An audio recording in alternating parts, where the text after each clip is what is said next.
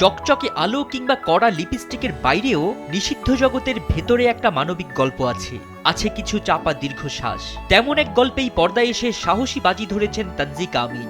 রাশিদ পলাশ পরিচালিত নতুন সিনেমা রাংবাজারের ট্রেইলারে ধরা দিয়েছে তার নতুন লুক।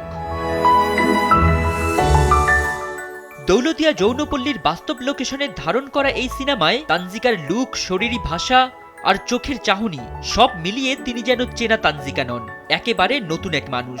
চরিত্রের গভীরে ঢুকতে তিনি 2 সপ্তাহ কাটিয়েছেন যৌনপল্লীতে, কাছ থেকে দেখেছেন তাদের জীবনের চাপা কষ্ট। ট্রেইলার প্রকাশের পর থেকেই আলোচনায় রংবাজার। রহস্য, রাজনীতি আর অদেখা জীবনের গল্প দর্শকের মনে প্রশ্ন জাগাচ্ছে। তানজিকার ভাষায়, বাইরে রঙিন মনে হলেও ভেতরে এই জীবন ভীষণ শূন্য। নির্মাতা জানিয়েছেন খুব শিগগিরই প্রেক্ষাগৃহে আসছে রংবাজার। ফরিদ উদ্দিন মোহাম্মদ, সময়ের আলো।